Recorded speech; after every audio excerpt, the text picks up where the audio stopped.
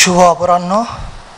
অমর একুশে বইমেলা 2025-এর উদ্বোধন অনুষ্ঠানের প্রধান অতিথি অন্তর্বর্তীকালীন সরকারের মাননীয় প্রধান উপদেষ্টা ডক্টর মোহাম্মদ ইউনূস, বিশেষ অতিথি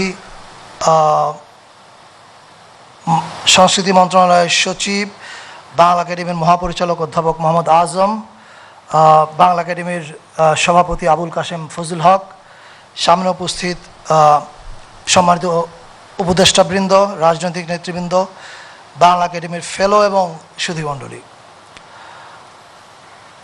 আমরা একটা নতুন সময়ে আজকে এই বইমেলা উদ্বোধন করছি।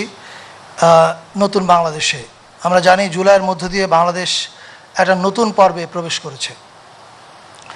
ফলে আমি প্রথমেই এই জুলাইতে যারা শহীদ হয়েছেন তাদের প্রতি শ্রদ্ধা জানাই এবং যারা আন্দোলন করেছেন এবং যাদের বীরত্বের কারণে বাংলাদেশ দ্বিতীয়বার স্বাধীনতা পেয়েছে তাদের সবাইকে আমি শ্রদ্ধার সাথে স্মরণ করছি। পাশাপাশি আমি মহান মুক্তিযুদ্ধ এবং ভাষা আন্দোলনে যারা প্রাণ দিয়েছেন তাদের সবাইকে আমি শ্রদ্ধার সঙ্গে স্মরণ করছি। প্রিয় সুধীবৃন্দ, আমি আজকে আসলে বাংলা একাডেমি নিয়েই মূলত কিছু কথা বলবো, কারণ অন্যান্য প্রসঙ্গে অন্য অতিথিরা কথা বলেছেন ইতিমধ্যেই। বাংলা একাডেমি শিল্প সাহিত্যের একটা গবেষণাধর্মী প্রতিষ্ঠান, তাই এই প্রতিষ্ঠানকে সর্বাগ্রে গবেষণার দিকে মনোযোগ দিতে হবে, এটা সত্য কথা। এবং আমরা জানি ইতিমধ্যেই বাংলা একাডেমি আমরা দায়িত্ব নেওয়ার পরে এ বিষয়ে উদ্যোগ নিয়েছে। সম্প্রতি বাংলা একাডেমি 50টি গবেষণা প্রবন্ধ এবং 1 বছর মেয়াদী 10টি গবেষণা বৃত্তির প্রস্তাব আহ্বান করেছে।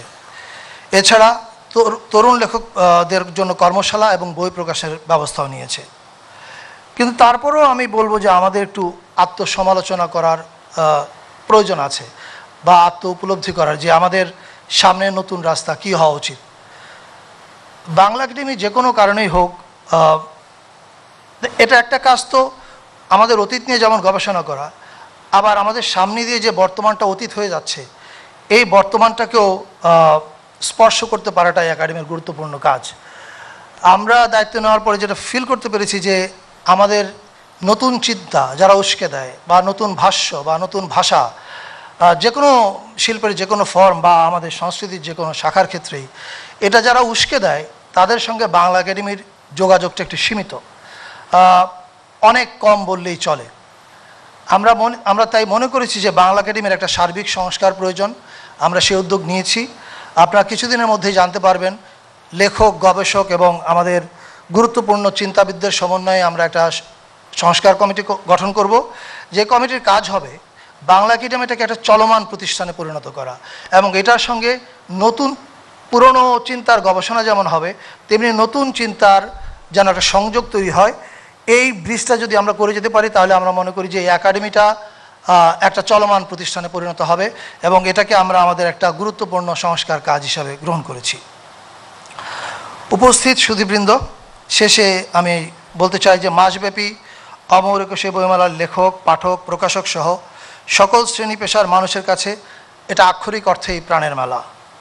এ মেলায় সকল ধর্ম, বর্ণ, শ্রেণী পেশার মানুষ স্বতঃস্ফূর্তভাবে অংশগ্রহণ করবে বলে আমরা আশা করি, এবং আমরা দৃঢ়ভাবে বিশ্বাস করি অমর একুশের চেতনাকে ধারণ করে বইমেলার মধ্য দিয়ে বাংলা ভাষা ও সাহিত্য আরও ব্যাপক পরিসরে বিশ্বজুড়ে ছড়িয়ে পড়বে।